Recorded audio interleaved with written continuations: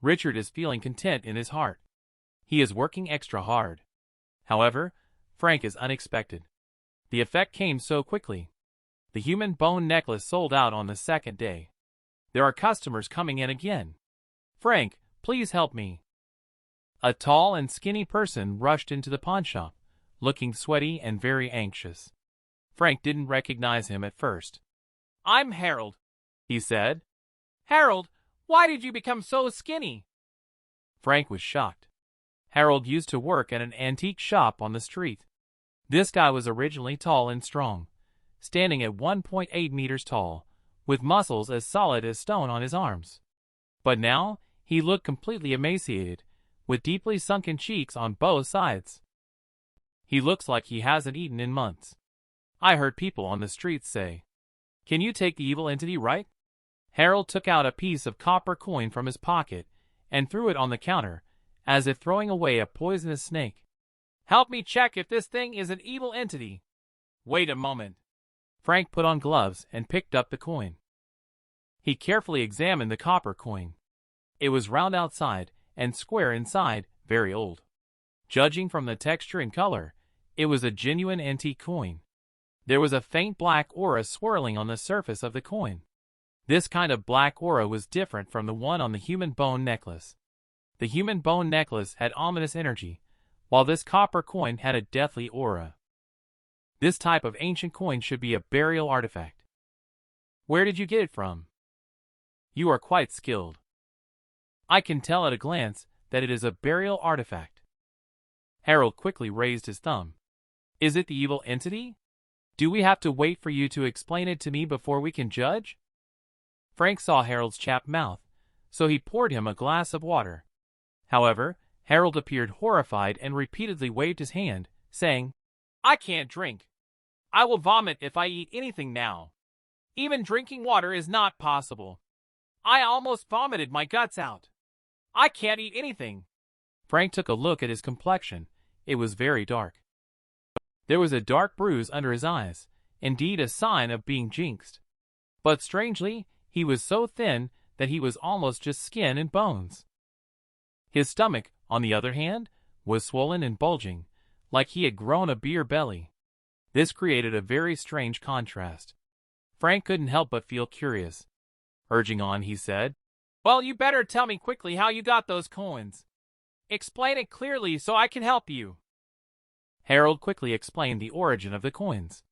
He acquired them unintentionally while out collecting antiques with his boss. That day, while his boss was negotiating inside a house, he waited outside. A farmer-looking old man approached him mysteriously and asked if he wanted to buy ancient coins. He offered to sell them for only $500. Harold has been traveling around with his boss for the past 2 years. He has also learned a bit about identifying valuable items. He can recognize that this is an ancient coin from the Qin dynasty. The market price varies from a few thousand to 10,000.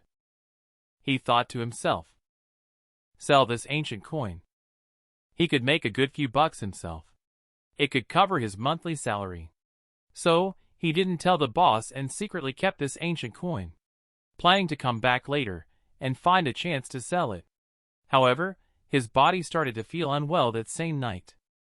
At night, for some reason, he felt his mouth was especially itchy and had a strong desire to eat.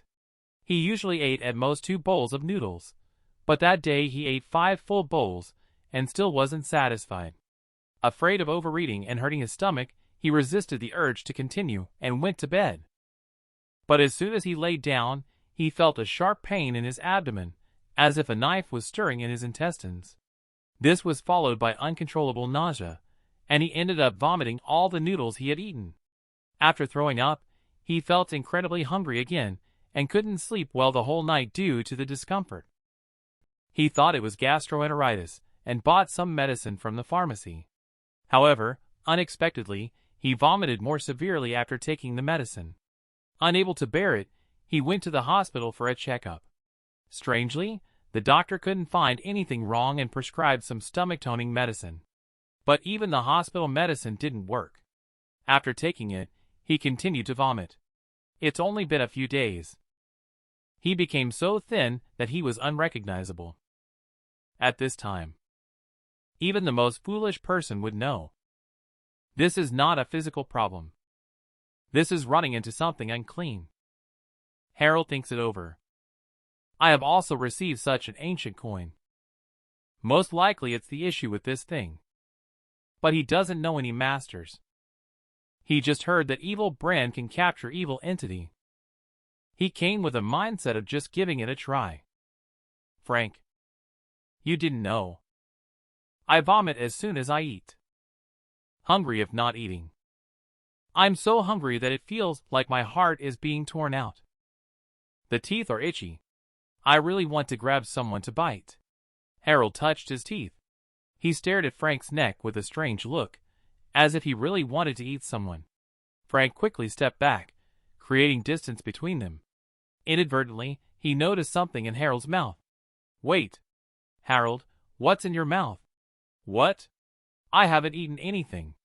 Harold looked puzzled. Open your mouth. Let me see. Harold opened his mouth wide. Frank turned on the phone flashlight and shone it inside. After seeing what was inside Harold's mouth, his hand suddenly shook, nearly dropping the phone. What's wrong, Frank? What's in my mouth? Harold's heart skipped a beat seeing Frank's reaction. After calming down a bit, Frank said, Teeth. He considered himself not a cowardly person, having been through the ordeal of the soul-sucking necklace and seen a lot. But the situation inside Harold's mouth was truly bizarre. Don't scare me. What's wrong with my teeth? Harold was close to crying. You have many teeth growing inside your mouth. One row after another. Sharp teeth. Like those mouths of aliens on TV. Frank endured the discomfort and took a photo of Harold. He showed it to him. Seeing the photo, Harold shuddered all over. His already pale face turned even paler. How come I have so many teeth growing? Normal people have only 2 rows of teeth, upper and lower. But in his mouth, there were rows and rows of sharp teeth emerging densely on top. The scarier, Frank said. Harold, you've probably been tricked. Did that old man explain everything clearly to you? How did these copper coins come about? He just said one thing. They were dug up from his ancestor's grave. Don't all antique sellers say the same thing? Harold cried. Frank pondered and said, even if they are burial goods. It shouldn't be so ominous. There are plenty of burial goods on Antique Street. Unless this is coins for the dead, spoken by the deceased. Harold's face turned pale in an instant. As a member of the antique world, he certainly knows what coins for the dead is. Coins for the dead. It is a funeral custom left by ancient people, where jade or copper coins are placed in the mouth of the deceased. It symbolizes keeping treasures in the mouth to bless their offspring or be born into a wealthy family in the next life. In wealthy families, jade is placed, while in ordinary families, copper coins are used. It is said to be the only wealth that the deceased can take with them. Just imagine, if you work hard all your life and finally save up some money, but in the end, someone else takes it away. How angry would you be? That's why. Anyone who dares to take this money will be haunted by the deceased until death. Even the greediest tomb raider wouldn't dare touch this money. That old man, knowing it's coins for the dead, still sold it to me. I've been completely cheated by him. Harold swore angrily, but it's not the time to settle scores now. It's more important to save his life. Frank, this coins for the dead must be an evil entity, right? You should take it quickly. He looked at Frank eagerly with his eyes. He looked at Frank as if he was looking at a savior. It can be collected. But you have to resolve the resentment on top first. Otherwise, you would die just the same. Frank said. How to resolve it? Actually, the simplest way is to return the money. Offer some more sacrifices. Apologize sincerely to the deceased. However, in this way, I can't accept this money. You can handle it yourself. There are only 7 days left this month. Although Frank really wants to receive the second evil entity sooner. But what needs to be made clear should still be stated clearly. Evil brand pawnshop never engages in deceitful transactions. They will not force customers to take risks just to collect the evil entity. If there is a simpler solution available, they will definitely inform the other party. Harold looked bitter. I don't even know where the person is buried. That old man is most likely a fraudster. It's not even certain if he is from that village. I'm afraid before finding him, I will either starve to death or vomit to death. Frank has no other way out. It's best if it can take effect today. Saying that, Harold rubbed his cheekbones with his strong fingers, as if his teeth were itching again. Frank pondered and said, There is a way, but it's more risky. I'm not sure if it will work. As long as we can get rid of this thing. I'm not afraid of taking more risks. Harold nodded eagerly. Okay. You go prepare some things first, Frank said as he found pen and paper. He wrote a list for Harold to follow without missing anything. Buy as much and cents paper money as possible. Harold took the list and squinted at it. The more he looked, the more confused he became.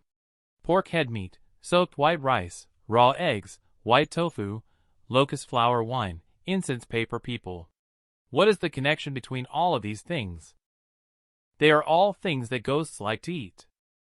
Whether you are being tricked or deceived. In the end, it's you who took other people's things. First, set up a table of sending dishes to apologize to the other party. Then why is there still a copper coin behind it? Copper coins are the most important. You need to treat the copper coin as if giving it to me. Of course, you should buy one to repay the other party. It's best to get an ancient copper coin of a similar age. Don't buy a fake one to deceive people to death. Frank urged. Stop dawdling. Go and prepare quickly. We must buy them all before sunset. Strive to send it away tonight. Okay. It's a matter of one's own life. Harold doesn't dare to delay either. He immediately went out to purchase with the list in hand. Frank prepared some other things separately. In the afternoon, Harold came back with bundles in hand, sweating profusely. Finally, he bought everything. He was so tired that he was panting. He sat down on the ground directly. He was breathing heavily, gasping for air. Usually, carrying this amount of stuff was a piece of cake for him. He was used to running errands for the boss, living off physical labor. But he was tortured by poverty. He hadn't had food or water for days. He was severely exhausted. The only reason he could still move was sheer willpower. Brother Frank, the things you want are too complicated. I ran to several places to collect them all. Take a look quickly. Is it okay?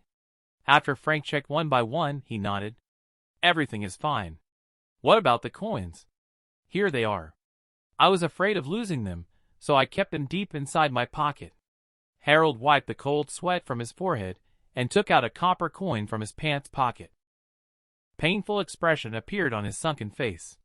I didn't dare to buy it from my boss, so I went to another antique shop. It's just one copper coin. They asked for $20 for it. Plus these items. All sorts of things.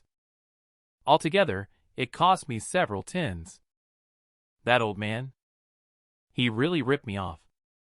When I get better, I must settle accounts with him. You shouldn't feel sorry for the money. You can think of it as spending money for peace of mind. Frank took the bronze coin and looked at it. He frowned. That's not right. This bronze coin is fake. How is that possible? The boss of Treasure House personally assured me that it was authentic. Harold is dumbfounded. I have also verified it myself. Your kung fu is not up to par. This copper coin is well made. It's almost indistinguishable as a fake. However, it lacks the charm that comes with age, the so-called old flavor. Frank shook his head. Then I was being scammed again. Harold, with his thin body, struggled to get up. People wouldn't treat others like this. I'll settle the score with him. It's useless for you to go. Once the goods leave the counter, it's a done deal. If you go find him now, he won't admit to it. What should we do then? Without the money, can we still send a dead person away? Harold was in a panic. Don't worry. I'll help you figure it out. Wait for me here. Frank left a message. Go to Linglong Pavilion and find Richard. Richard brought a whole box of ancient coins for Frank to choose from. After picking and selecting, Frank finally chose one that was closest in age. Richard asked, How much is this worth? Frank replied, It's not about the money. If you like it, you can have it to play with. Richard waved his hand generously and said, No, that's not appropriate. We're brothers. We should settle the bill clearly. You must accept this money. A person who used to be money-minded suddenly becomes so generous. Frank is worried that there might be a trap. He insists on giving the money. Richard symbolically accepted 100 from him. He grinned and said, You can handle evil entity, right? I have a friend who seems to have encountered something dirty. Turns out someone asked for a favor. No wonder he's been so generous. What is it? He brought a statue of a deity home not long ago. He heard that it can bring good luck. But not long after the deity statue arrived home, one by one, there were unexpected incidents happening to the family members instead. He started to suspect that the deity statue might be the problem. What do you think? I didn't see it with my own eyes. I can't say for sure. But there are a lot of details to pay attention to when worshipping deities. A slight negligence. Possibly something else may be requested. Can you accept such things?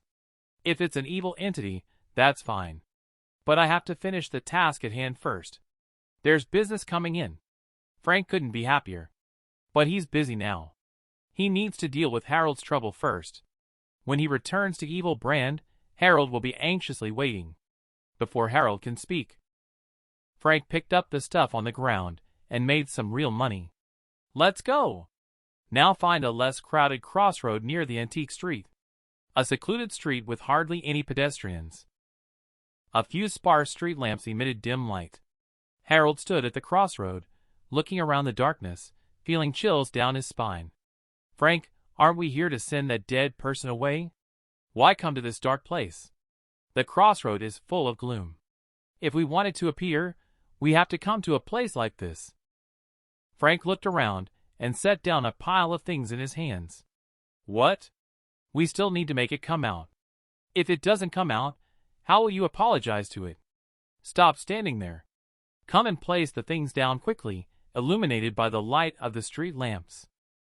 They took out the things they had bought during the day. The items were carefully placed at the intersection.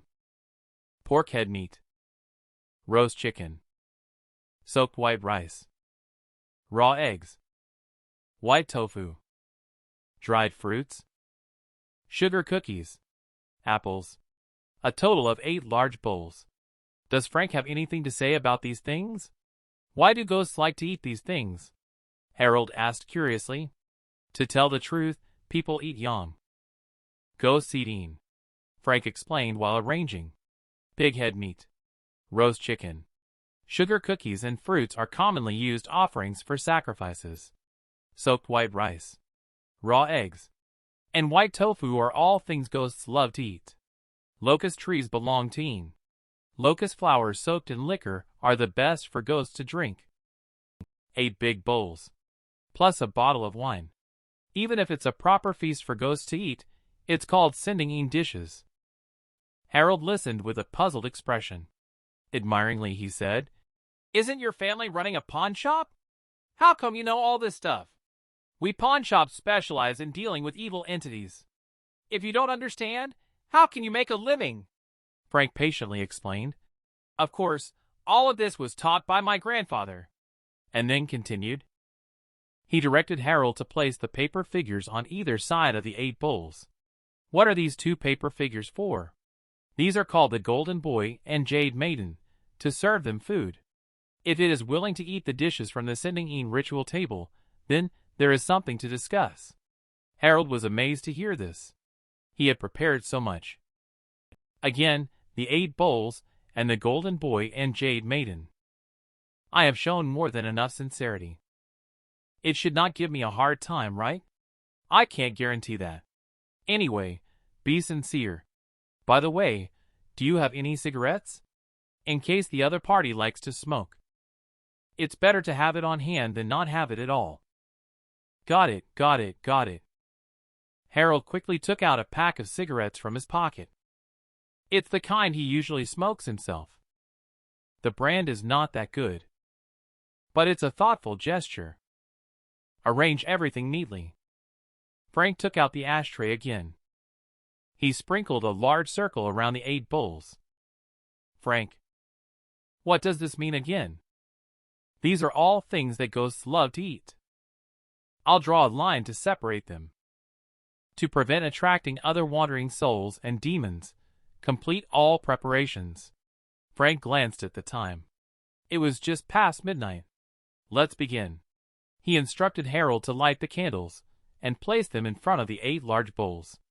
Then he burned paper money in front of the 8 large bowls. Please come out and have a meal, dear departed. Don't be surprised or offended whether you are a big brother or a big sister. I didn't mean to take your money. I was also deceived by that old man. There's a reason for everything. The debts have owners. If you want to settle the score, you should seek him out. After having this meal, please spare me. I will burn more paper money for you. Harold burned paper money while bowing to the surroundings. But after half an hour, the 8 bowls of food remained undisturbed. Why is there still no movement from Frank? Is he unwilling to let me off the hook? Harold was getting a bit anxious. Don't worry. Keep bowing. Frank was also uncertain, but he couldn't show it, or else Harold would be even more overwhelmed. Don't be surprised or offended. A crime has a head, a debt has an owner. Please spare me. Harold kept bowing. Suddenly, a cold wind blew, causing the paper ashes to dance in the air. The paper figures standing on either side of the 8 bowls began to tremble slightly. Harold shivered involuntarily and looked around with fear in his eyes. He shivered as he spoke. Frank. Has it come? I don't know. I didn't see it. Frank squinted. Look around. He could feel a chill. He couldn't find where it was. You go on. Frank turned around. Seeing Harold, his pupils shrank involuntarily. Harold froze in place, looking dazed. He remained in the same position, holding the burning offering paper, but he didn't put it into the incense burner. It was as if he was under a spell, motionless. In the flickering firelight, a strange dark shadow seemed to be crouching on his back. It had arrived. Frank's heart skipped a beat. He tried not to make a sound, afraid of provoking the entity. After a few seconds, Harold suddenly raised his head. He stared at the 8 sending dishes with an eerie gaze, his mouth hanging open. A grating sound came from his teeth, making one's teeth ache, and drool dripped down from the corners of his mouth. Then, he grabbed the food in the bowl with his hands and stuffed it into his mouth crazily, smearing oil stains all over his face. He made pig-like noises as he devoured the food without chewing. The scene was both disgusting and horrifying. Frank shuddered as he watched from the side, but he couldn't intervene. He knew that it was the spirit of the deceased using Harold's body to eat. As long as the deceased is willing to eat, it's a good thing. However, the way he eats. Why does it look like he's a starving ghost? Wait. Starving ghost. Frank's expression changed slightly. He looked at Harold again, noting his emaciated body with a bloated stomach. It wasn't just like, it was clearly a starving ghost. Frank felt a twinge in his heart. Starving ghosts are the most gluttonous. He wondered if the sending dishes would be enough for it to eat. What if it wasn't full? Wouldn't that be counterproductive?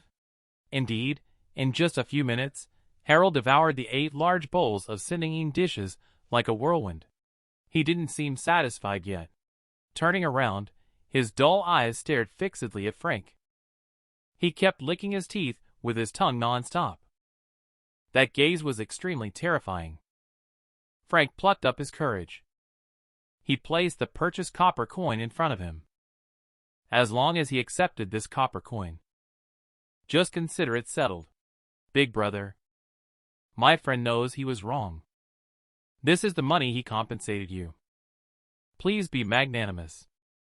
let him off the hook. But Harold doesn't look at coppers.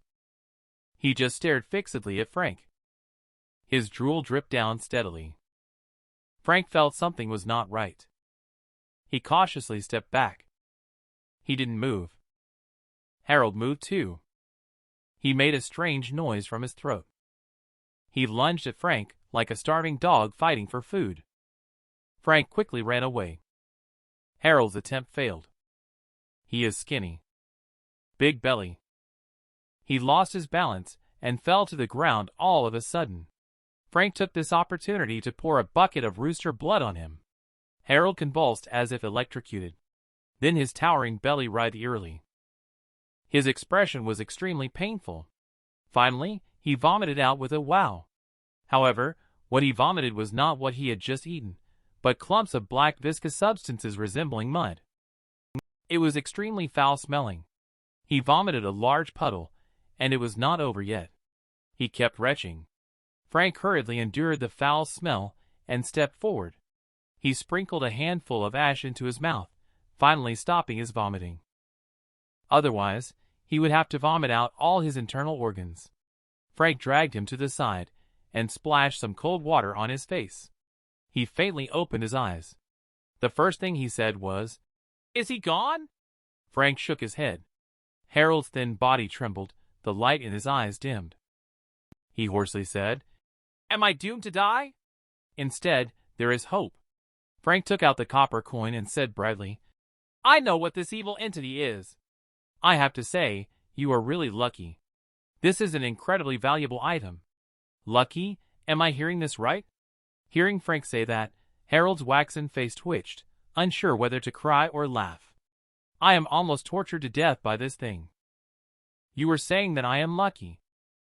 Such good fortune is bestowed upon you. Do you want it or not?" The incense ash stuck in the throat. He stammered as he spoke.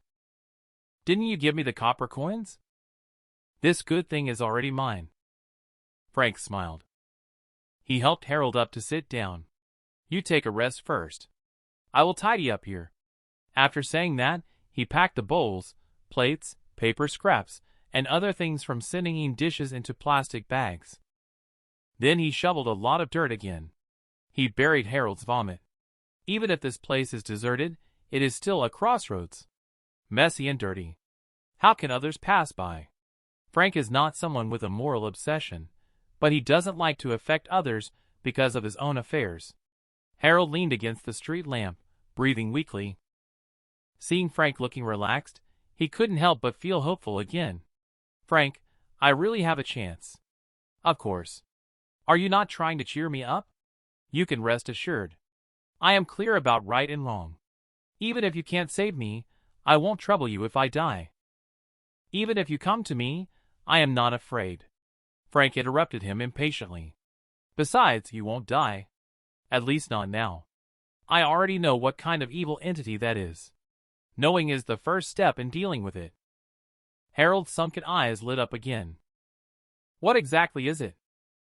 "Let's talk about it when we get back. The intersection is heavy with yin energy. You are now weak in yang fire. Just like an open house with no doors. Any dirty thing can get in. Throw everything into the trash can." Frank patted the dirt off his body. He helped Harold up. The 20-something Harold looked like an old man at dusk. His tall body was deeply hunched. With Frank's help, they walked slowly along the way, taking 20 minutes to cover a distance that should have taken an hour to reach pawn shop. Frank put him on a chair. He took the key and went to the bedroom in the backyard. He opened an old cabinet and took out a very old yellow talisman.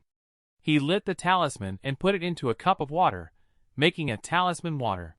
He handed it to the half-dead Harold. "Drink this.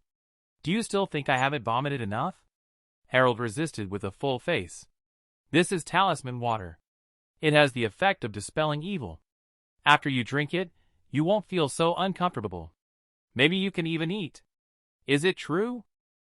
Harold took the cup of water with trembling hands. "There's such a good thing. Why didn't you give it to me earlier? Isn't it to save you money?" "Talisman water costs 200 per cup," Frank said seriously. If we can get rid of that starving ghost tonight, you won't need to spend this money. Unfortunately, things are not that simple. By the way, I spent 100 on buying copper coins. Remember to give it back to me later. In fact, this yellow talisman was left to him by his grandfather. One used, one less. He is reluctant to use them up. You are still quite a good person. Harold smiled bitterly in silence. He held the cup and cautiously took a small sip first. Waited for a while. He found that there were no signs of vomiting at all. He then finished the rest of the drink. His mother. It's been too long since I ate. Even the water tastes so delicious. Harold licked his lips, reluctant to stop. Just as he put down the cup, he felt a warm flow surging in his stomach, spreading to all parts of his body. The numbness in his cold limbs was relieved. His bloated belly went down significantly. Even the itchy teeth feel much better. It's really effective. Harold was both amazed and delighted. Even the way Frank looked at him was different. I'm truly impressed. Brother Frank. Big Brother Frank. Please tell me, what exactly is this mysterious thing with the copper coin? How should we deal with it? Frank took out the copper coin, examined it under the light, and explained. This is called a Hungry Ghost coin. The conditions to become a Hungry Ghost coin are very strict. It's not enough to just dig it out from a grave. First, it must be coins for the dead from the mouth of a dead person. Secondly, that person must have died as a hungry ghost. Frank smiled at Harold and said, There are plenty of coins for the dead and hungry ghosts out there. But the chances of them coming together are like finding a needle in a haystack. It's not just luck that you have. What is it? Harold waved his hand repeatedly, saying, Luck belongs to whoever it favors. Just tell me how to deal with it. Simple as that. Dealing with this hungry ghost evil may sound simple. It's a bit troublesome indeed. The main thing is that you need some graves of hungry ghosts. Isn't that still not possible? Harold's face darkened again. I don't even know where they are buried. Where can I find their graves? Don't worry. I have a way. Tomorrow, let's go to the village where you collect coins for the dead first. Leave the rest to me.